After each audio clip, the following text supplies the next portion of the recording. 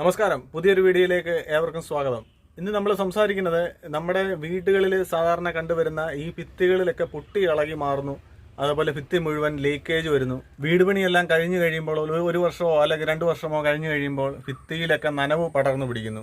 പൊട്ടിയിട്ട വോളാണെങ്കിൽ അതെല്ലാം ഇളകി മാറി, അങ്ങനെ പുറം ഭിത്തിയിലും അകം ഭിത്തിയിലും, പ്രത്യേകിച്ച് ബാത്റൂമിൻ്റെ വോളുകൾ, എക്സ്റ്റേണലായിട്ട് വരുന്ന ടെറസ് വരുന്ന ഏരിയയിലെ ഭിത്തികൾ, അങ്ങനെയുള്ള ഭിത്തികളിലൊക്കെയാണ് വോളുകളിലാണ് കൂടുതലും ഇതേപോലെ പൊട്ടി ഇളകി മാറി, അതേപോലെ ക്രാക്കുകൾ വീഴുന്നു, ഭയങ്കരമായിട്ട് പെയിൻറ്റിങ് ഫെയ്ഡായി പോകുന്നു.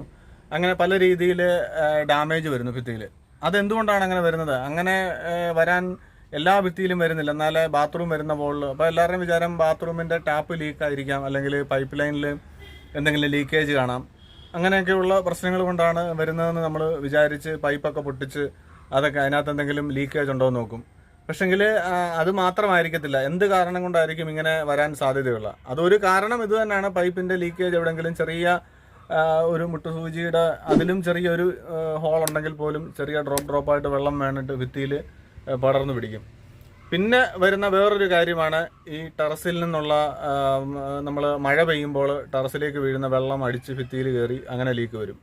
അപ്പോൾ ഇങ്ങനെ വരുന്ന കാര്യങ്ങളെ പ്രിവെൻറ്റ് ചെയ്യാൻ എന്താണ് ഉപായം? നമ്മൾ വർക്ക് തുടങ്ങുന്ന സമയത്ത് തന്നെ, അതേപോലെ ബ്രിക്ക് വർക്ക് നടക്കുന്ന സമയത്ത്, അല്ലെങ്കിൽ കോൺക്രീറ്റിങ് ചെയ്യുന്ന സമയത്തൊക്കെ കുറച്ച് കാര്യങ്ങൾ ശ്രദ്ധിച്ചാൽ ഇങ്ങനെയുള്ള പ്രശ്നങ്ങൾ നമുക്കൊരു പരിധിവരെ ഒഴിവാക്കാൻ സാധിക്കും. അതെങ്ങനെയൊക്കെയാണ് നമ്മൾക്കത് ചെയ്യേണ്ടത് എന്ന് നമുക്ക് ഈ വീഡിയോയിലൂടെ നമുക്ക് നോക്കാം. നമ്മളിപ്പം വർക്ക് നടന്നുകൊണ്ടിരിക്കുന്ന ഒരു സൈറ്റാണിത്. ഇപ്പോൾ ഇവിടെ അതിനുള്ള കാര്യങ്ങൾ നമ്മൾ ചെയ്തിട്ടുണ്ട്. അപ്പോൾ അതെങ്ങനെയാണ് ചെയ്തിരിക്കുന്നതെന്നാണ് നമ്മൾ കാണിക്കുന്നത്. എല്ലാവർക്കും പുതിയൊരു വീഡിയോയിലേക്ക് സ്വാഗതം. ടോയ്ലറ്റിൻ്റെ സ്ലാബ് ചെയ്യുന്ന ഏരിയ നമ്മൾ ഒരു 15 സെൻറ്റിമീറ്റർ ഡിപ്പായിട്ടാണ് അതിൻ്റെ ഷട്ടറിങ് ചെയ്തിരിക്കുന്നത്. അതായത് നമ്മുടെ ബെഡ്റൂം വരുന്ന ലെവലിൽ നിന്നും ഒരു 15 സെൻറ്റിമീറ്റർ താത്തിയാണ് അതിൻ്റെ ടോയ്ലറ്റ് വരുന്ന ഏരിയ നമ്മൾ സ്ലാബ് കാസ്റ്റ് ചെയ്യാനായിട്ട് പ്ലാൻ ചെയ്യുന്നത്. അപ്പോൾ അങ്ങനെ ചെയ്താൽ തന്നെ നമുക്ക് വെള്ളം അകത്തേക്ക്, ബെഡ്റൂമിനകത്തേക്ക് കയറാതിരിക്കാനും, അതേപോലെ പൈപ്പ് ലൈൻസ് ഒക്കെ ചെയ്യുന്ന സമയത്ത് ആവശ്യമായ ഉയരം അതിനകത്ത് ക്രമീകരിക്കാനും ഇതേപോലെ ഡിപ്പായി ചെയ്തു കഴിഞ്ഞാൽ ഉപകാരം വരും. ഇത് പലപ്പോഴും വിട്ടുപോകുന്ന കാര്യമാണ്. പലരും ബെഡ്റൂമും ടോയ്ലറ്റും ഒരേ ലെവലിൽ തന്നെ കോൺക്രീറ്റ് ചെയ്യും. അത് പിന്നീട് പൈപ്പ് ലൈനും കൂടെ അതിനകത്ത് വന്നു കഴിയുമ്പോൾ നമ്മുടെ ബെഡ്റൂമിനെക്കാട്ടി ഹൈറ്റ് പൊങ്ങി ടോയ്ലറ്റിൻ്റെ ഫ്ലോർ വരും. അപ്പോൾ വെള്ളമൊക്കെ ഒഴുകി പുറത്തേക്ക് വരാനും ആ വെള്ളം ടൈലിനകത്തൂടെ ഇറങ്ങി നമ്മുടെ ഭിത്തിയിലേക്ക് പടർന്നു പിടിക്കാനും ഇടവരും. അപ്പോൾ അങ്ങനെ വരാതിരിക്കാനാണ് ഡിപ്പായിട്ട് നമ്മൾ ചെയ്യുന്നത്.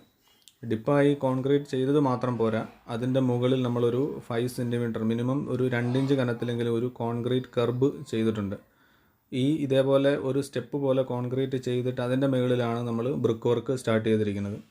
അങ്ങനെ ഒരു 5 സെൻറ്റിമീറ്റർ അല്ലെങ്കിൽ ഒരു 7 സെൻറ്റിമീറ്റർ എങ്കിലും നമ്മൾ അതേപോലെ കോൺക്രീറ്റ് ചെയ്യേണ്ടതാണ്. ഇത് ടെറസ് വരുന്ന ഭാഗമാണ്. ടെറസ് വരുന്ന ഭാഗത്തും ഇതേപോലെ തന്നെ നമ്മൾ ഡിപ്പായിട്ടാണ് ചെയ്തിരിക്കുന്നത്. ഒരു 6 ഇഞ്ച് കനം ഫ്ലോർ ലെവലിൽ നിന്നും താഴ്ത്തിയാണ് ചെയ്തിരിക്കുന്നത്. അതിൻ്റെ മുകളിലാണ് ഈ കാണുന്നതാണ് കോൺക്രീറ്റ് കർബ് എന്ന് പറയുന്നത്. ആ ഒരു കോൺക്രീറ്റ് സ്റ്റെപ്പ് പോലെ നമ്മൾ ഉയർത്തി അതിൻ്റെ മുകളിൽ വീണ്ടും ഒരു കോൺക്രീറ്റ് ചെയ്തിരിക്കുന്നു. അതിനെ നമ്മൾ കോൺക്രീറ്റ് കർബ് എന്നാണ് പറയുന്നത്.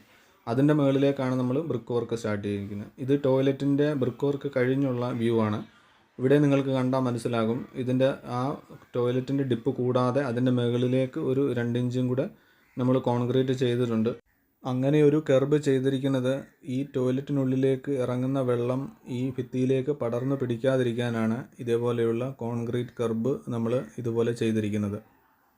ഇത് നമ്മൾ സയൻറ്റിഫിക്കായിട്ട് പറയുകയാണെങ്കിൽ നമ്മളെ കാപ്പിലറി ആക്ഷൻ എന്ന് പറയും. നമ്മൾ ഒരു അറ്റത്ത് വെള്ളം പിടിച്ചു കഴിഞ്ഞാൽ അതിൽ നിന്ന് പടർന്ന് മുകളിലേക്ക് ഭിത്തിയിലേക്ക് വെള്ളം പടർന്നു കയറും. അത് നമ്മൾ ഏതെങ്കിലും ഒരു കോർണറിലാണെങ്കിൽ തന്നെ വീട് മുഴുവൻ ഇതേപോലെ ഈ ഡാമ്പ്നെസ് പടർന്ന് ഭിത്തിയിൽ പൊട്ടി ഇളകി മാറാൻ ഇടവരും.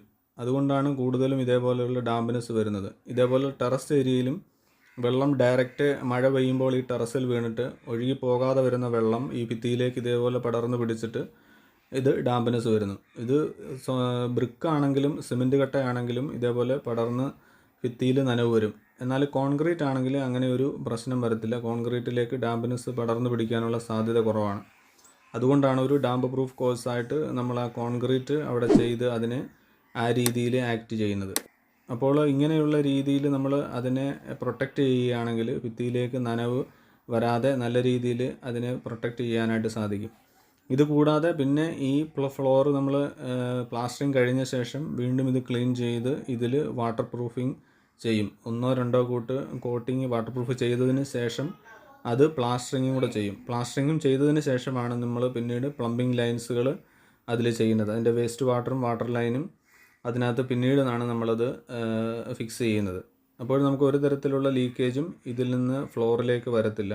പിന്നെ അതുകൂടാതെ നമ്മളൊരു സ്പൗട്ട് പോലെ ഒരു പൈപ്പ് എക്സ്ട്രാ കൊടുക്കും. അത് നമ്മൾ കൊടുക്കുന്നത് എന്തിനാണെന്ന് ചോദിച്ചാൽ, നമ്മൾ ടൈൽസിൻ്റെ ജോയിൻറ്റിനുള്ളിൽ കൂടി എങ്ങനെയെങ്കിലും വെള്ളം അകത്തേക്ക് ഇറങ്ങുകയാണെങ്കിൽ ഈ ഡിപ്പായിട്ട് കിടക്കുന്ന ഫ്ലോറിൽ വെള്ളം കെട്ടിക്കിടന്ന് അഥവാ വെള്ളം കെട്ടിക്കിടക്കുകയാണെങ്കിൽ അത് ആ സ്പൗട്ടിൽ കൂടി പുറത്തേക്ക് ഒഴുകി പോകാൻ വേണ്ടി ചെറിയ ഒരു 1 ഇഞ്ചിൻ്റെയോ അല്ലെങ്കിൽ ഒരു 1.5 ഇഞ്ചിൻ്റെയോ പൈപ്പ് നമ്മൾ ടോയ്ലറ്റിനുള്ളിലേക്ക് പുറത്തോട്ട് കൊടുക്കും.